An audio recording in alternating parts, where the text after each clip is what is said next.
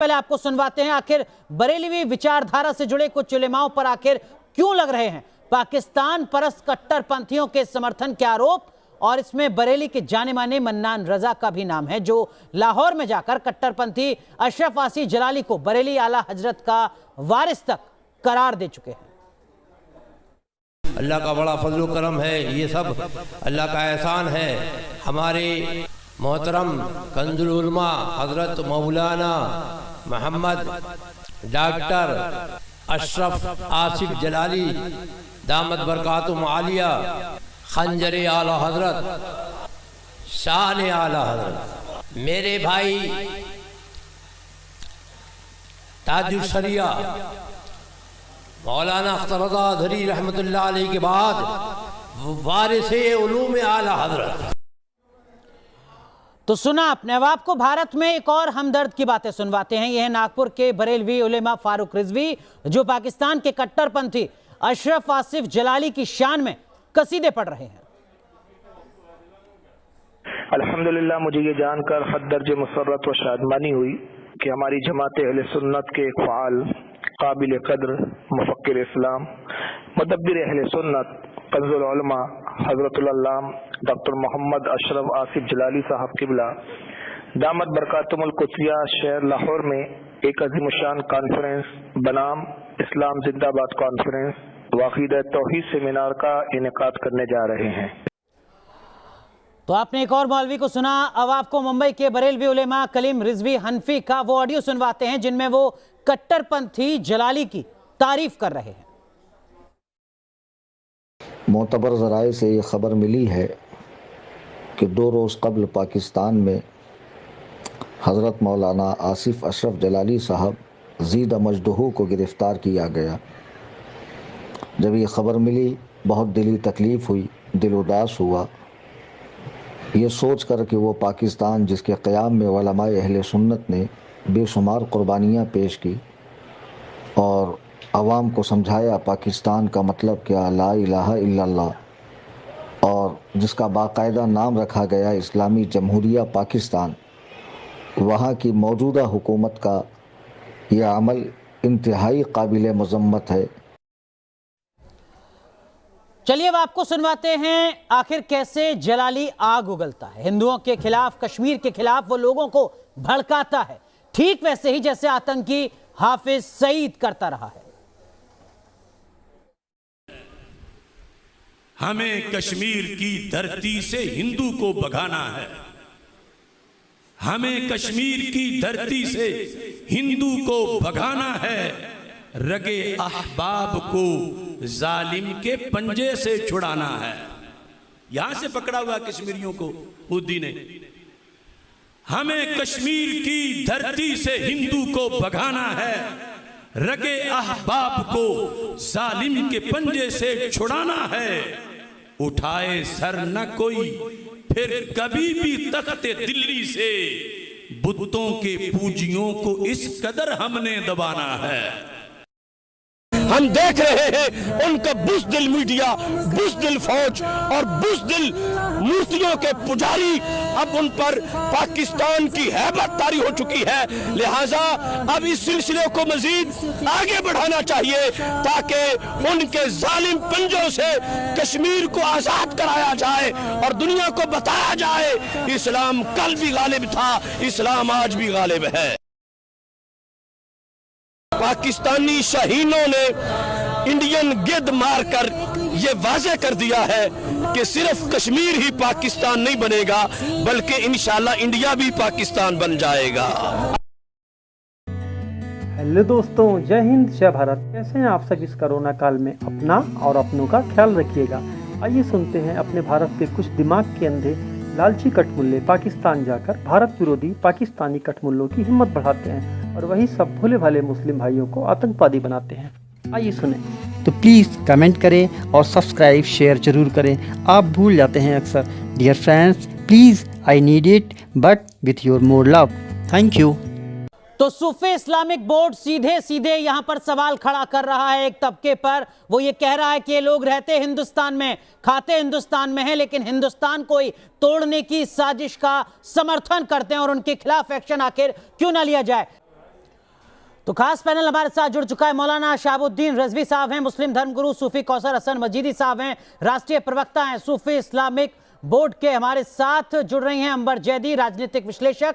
मुफ्ती वजाहत काजमी साहब हमारे साथ जुड़ रहे हैं, इस्लामिक स्कॉलर हैं। मौलाना अली कादरी, अध्यक्ष अंजुमन एक कादरी हमारे साथ जुड़ चुके हैं। अंबर जैदी, पहला सवाल आपसे, ये मोहम्मद जलील के लिए इतनी निष्ठा क्यों हिंदुस्तान में रहकर, वो शख्स जो कह रहा है कि हम पूरे हिंदुस्तान को बदल देंगे?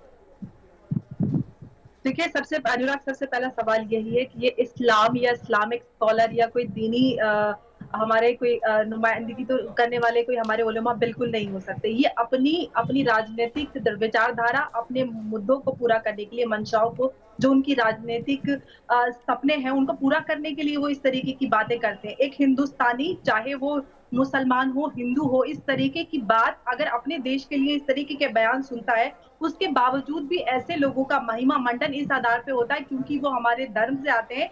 ये इस्लाम जो हमारा कोर उसकी गाइडलाइंस है उसके ही खिलाफ है। इस्लाम कहता है हुब्बुल वतनिल मिन नफ्सुल ईमान। यहाँ पर बैठे हमारे उलमा है, अगर मेरी इस बात को गलत साबित कर दें तो मैं अपना नाम बदल दूंगी। कादरी साहब जो बात अंबर जैदी कह रही हैं वो वाजिब बात है। हिंदुस्तान में रहकर कोई भी शख्स कैसे अपने मुल्क के खिलाफ सुन सकता है? देखिए साहब, सबसे पहले तो यह है कि हम मुसलमान हैं और हमको इस बात पर फख्र है कि हम मुसलमान हैं और साथ ही साथ हम हिंदुस्तानी हैं, इस बात पर भी हमें फख्र है। अब इस्लाम ये सिखाता है कि जिस मुल्क में रह रहे हो उस मुल्क की मट्टी से मोहब्बत करो, उस मुल्क के कानून पर अमल करो। यहाँ पर ये पाकिस्तान का जो आसिफ जलाली है, ये एक नंबर का मलून किस्म का इंसान है। ये दीन इस्लाम का भी दुश्मन है मेरी अपनी नजर में, क्योंकि इसने ऐसी बातें की हैं जो दीन इस्लाम से हटकर है। तो हम किसी एतबार से आसिफ जलाली का समर्थन नहीं कर सकते जी। जो आसिफ जलाली का समर्थन कर रहे हैं उनको भी ये सोचना चाहिए कि हिंदुस्तान के रहते हुए हिंदुस्तान का विरोध करने वाले जो अटूट हिस्सा हमारा कश्मीर है उसके खिलाफ बोलने वाले की तारीफ करने के लिए मौलाना रजवी, जो बात मौलाना कादरी कह रहे हैं उसका सीधा मतलब ये है कि हिंदुस्तान में रहकर मुल्क से समझौता, मुल्क के खिलाफ सोचने वालों को सपोर्ट करने वाले को गद्दार क्यों ना कहा जाए? जिस तरीके से अभी पहले हदीस शरीफ का हवाला दिया गया कि अपने जिस वतन में रहता हो वो शख्स अपने वतन से मोहब्बत करे, वो निस्फ ईमान के दर्जे में शामिल है। ये बिल्कुल हदीस बिल्कुल मुतहक़्क़क़ है। ज़रूर है कि पाकिस्तान के अशरफ रजवी, फिर वो कौन लोग हैं जो जलील के समर्थन में इस मुल्क में खड़े होते हैं?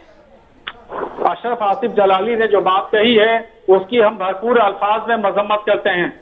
उनकी इस बात की हम कतन तायीद नहीं कर सकते, ना उनकी हिमायत कर सकते हैं। और जिन लोगों ने बात कही, जिन लोगों का आपने हवाला दिया है, क्योंकि देखिए आप जानते हैं कि दुनिया भर में बरेलवी विचारधारा के लोग हैं और उसमें सिर्फ पाकिस्तानी नहीं बल्कि दुनिया भर में करोड़ों लोग अहले सुन्नत व जमात से ताल्लुक रखते हैं, जिनको आप मारूफ जुबान में बरेलवी कहते हैं, यानी आला हजरत के अकीदतमंद है। तो उसमें पूरी दुनिया में और खास तौर पर पाकिस्तान की बात कर रहे हैं तो वहाँ भी बड़ी तादाद में बरेलवी लोग हैं। तो दरअसल सूफी विचारधारा काज़मी साहब, क्या ये दोहरा रवैया है? यहाँ हिंदुस्तान में जब सवाल पूछा जाए तो आलोचना की जाए कि देखिए साहब हम विरोध करते हैं, और वहाँ पाकिस्तान में जाके मंच साझा किया जाए और जिन शब्दों का इस्तेमाल किया जाए, मुझे लगता है कि मुस्लिमों के एक बड़े तबके को उन शब्दों पर आपत्ति होगी।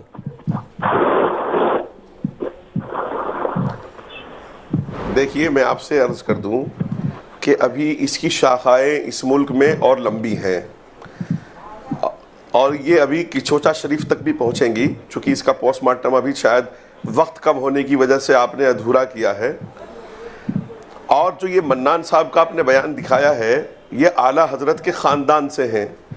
मैं रिजवी साहब से पूछूंगा क्या उनके अंदर इतनी हिम्मत है कि वो एक नेशनल टेलीविज़न पर बैठकर पहले रिजवी साहब की मजम्मत करें और जलाली साहब को बाद में जूते मारें? जी, उनको तो जूते लगने ही हैं और इंशाल्लाह जब हमारा और हमारी हुकूमत का मौका आएगा हम जूते लगा लेंगे उसको।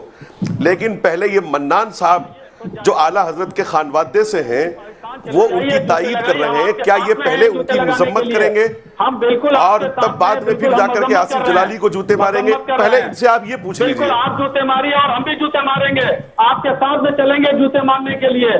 चलिए हम और आप दोनों लोग साथ में चलते हैं। काजमी साहब, रजवी साहब जो बात कह रहे हैं, हम उम्मीद करते हैं कि वो ईमानदारी से अपनी बात को कह रहे होंगे और वो कह रहे हैं कि हम देश के साथ हैं, हम किसी भी गद्दार के साथ नहीं हो सकते। और आपको याद होगा कि जब होना भी नहीं चाहिए, होना भी नहीं चाहिए थी तो हमने कश्मीर में 370 धारा की हिमायत की थी, हमने हुकूमत हिंद की हिमायत की थी, हमने किसी की परवाह नहीं की थी। ये जो इल्जाम लगा, हम भी, मैं भी उनमें से हूँ। अल्लाह का फजल है, अल्लाह का फजल है, पूरी दुनिया जानती है कि मैं भी उनमें से हूँ कि ट्रिपल तलाक से लेके 370 तक हर वो सही चीज जो मुल्क के लिए और मुसलमानों के लिए अच्छी है, अल्लाह के फजल से मैं उसकी हिमायत कर रहा हूं और करता रहूंगा, चाहे वो ट्रिपल तलाक हो। रजवी साहब, ठीक है रजवी साहब, मैं आऊंगा आपके पास, लेकिन सूफी कौसर हसन मजीदी साहब है हमारे साथ। मजीदी साहब, आपको लगता है कि जिस मन्नान साहब का जिक्र यहाँ पर किया जा रहा है, उस मन्नान के खिलाफ सख्त एक्शन होना चाहिए? बिल्कुल होना चाहिए और ऐसा सख्त एक्शन होना चाहिए। मैं ये कह रहा हूँ कि बिल्कुल एक्शन होना चाहिए और ऐसा सख्त एक्शन होना चाहिए ताकि लोग इबरत हासिल करें कि किस तरह से मुल्क के जो दुश्मन अनासिर हैं वो उनको इस तरह का सबक मिलना चाहिए। लेकिन आपने अभी सुना काज़मी साहब को, वो कह रहे थे कि देखिए ये चेन तो बहुत लंबी है सर। ने वहां पर मजीदी साहब, आपने सुना अभी काज़मी साहब को, वो कह रहे थे कि ऐसे लोग जो रहते हिंदुस्तान में हैं लेकिन गाते पाकिस्तान की हैं, अपनी अलग अलग मजबूरियों के चलते उनकी चेन बहुत लंबी है, उस पूरी चेन को आइडेंटिफाई करना होगा, उस पूरी चेन के खिलाफ सख्त एक्शन लेना होगा।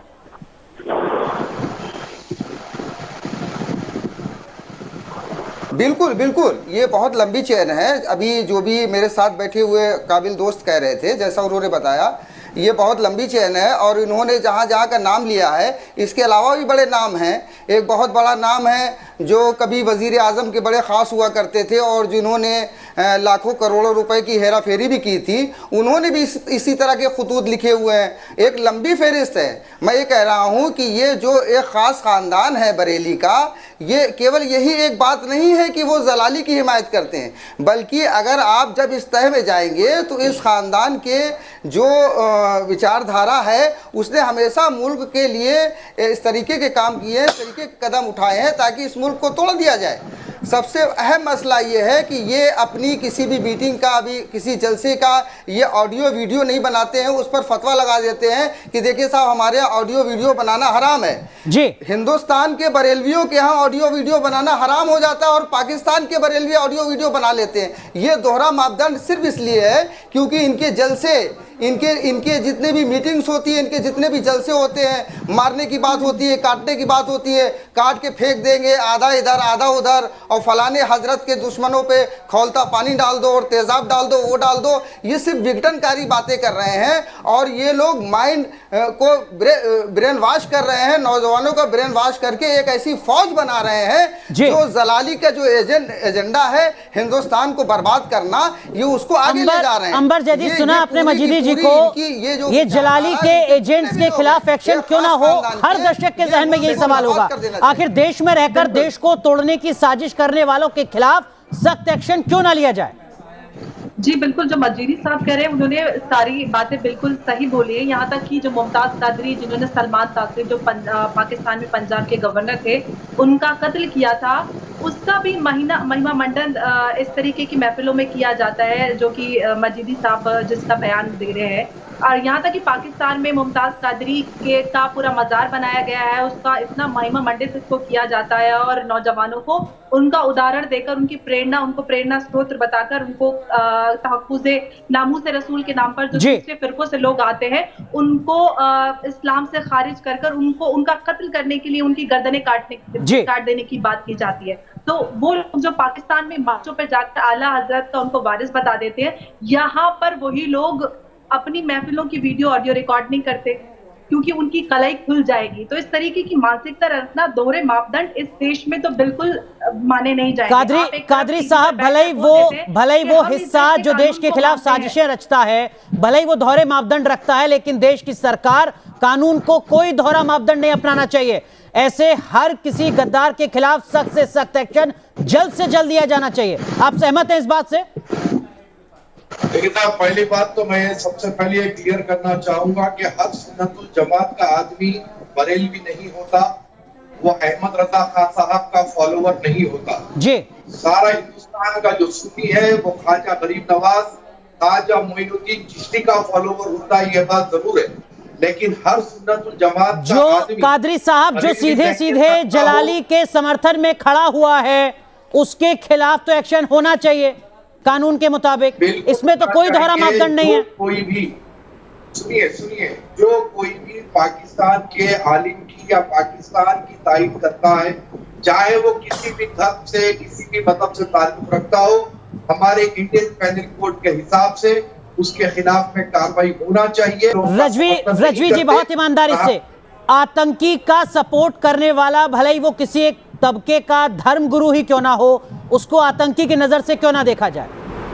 देखिए, आला हजरत का ख़ानदान बड़ा मुक़द्दस ख़ानदान है, बहुत बड़ा ख़ानदान है, जिसने दीन की, कौम की और हिंदुस्तान की खिदमत की है और 1921 से लेकर के अब तक खिदमत करती आया। साहब, मैं तो सीधा ये पूछ रहा हूँ कि जो जलाली जैसे आतंकी के साथ खड़े हैं, उनके खिलाफ लीगल एक्शन क्यों ना लिया जाए? सर, इतिहास के योगदान का मैं जिक्र नहीं कर रहा हूँ, किसका क्या कंट्रीब्यूशन है। जो देश के साथ है वो देश के साथ है, जो देश के साथ नहीं है वो आतंकी के साथ खड़ा है, उसके खिलाफ आतंकी की तरह उसको ट्रीट क्यों ना किया जाए? कोई आला हजरत के खानदान से असद रजा अपने आप को चीफ जस्टिस कहलवाते हैं। अब बताइए कहाँ तक जायज है हिंदुस्तान में एक डेमोक्रेटिक कंट्री में रहकर? बरेलवी उन्होंने हमेशा पाकिस्तान के आतंकवादी गतिविधियों की, वो लोग जो हिंदुस्तान में रहकर जलाली के साथ खड़े हैं, रजवी साहब, उन्हें गद्दार कहेंगे आप? बरेली मरकज से फतवा जारी किया जाएगा। जलाली के साथ जो लोग खड़े हुए हैं रजवी साहब, उन्हें गद्दार कहेंगे आप? जो लोग भी जलाली के साथ खड़े हैं वो किस तरह खड़े हैं, कैसे खड़े हैं, मैं उसकी हकीकत में मुझे मालूम नहीं। एक लाइन की बात, जो आतंकी के साथ खड़ा है वो आतंकी है या नहीं, वो गद्दार है या नहीं? हिंदुस्तान की साफ सवाल है सर, सीधा सवाल, सीधा जवाब होना चाहिए, अगर मगर की जरूरत ही नहीं है। खिलाफ खड़े हैं, हम सीधा सीधा जवाब दे रहे हैं। जलाली के खिलाफ बरेली के उलमा खड़े हैं, बरेली के वो उलमा है जिन्होंने हिंदुस्तान एक फतवा निकलवा दीजिए फिर। अंबर जैदी कह रही है एक फतवा निकलवा दीजिए। पाकिस्तानी आतंकवादियों के खिलाफ आप जैसे ऑडियो रिकॉर्ड करने पे आप फतवा निकालते हैं, निकाल दीजिए कि जो आतंकी जलाली का समर्थन करेगा वो आतंकवादी होगा, इस्लाम और कानून दोनों की नजर से। मजीदी साहब से इस सवाल का जवाब लेते हैं। मजीदी साहब, जो बात अंबर जैदी कह रही हैं, क्या इतना साहस है, क्या इतनी ईमानदारी है कि ऐसा कोई फतवा भी जारी हो जाए जिस फतवे की मांग यहाँ पर अंबर जैदी कर रही हैं?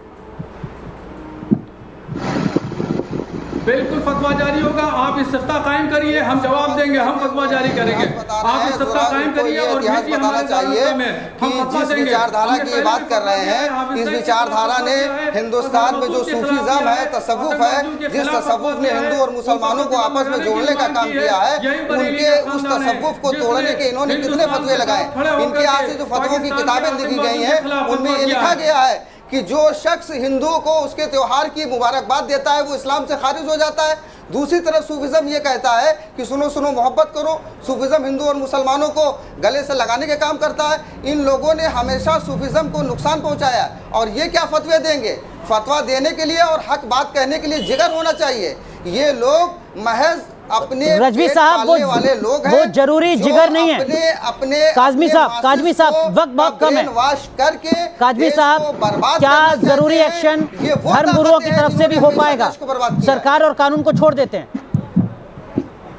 अनुराग, देखो अनुराग, हम कई बड़ी चीजों को नजरअंदाज कर जाते हैं।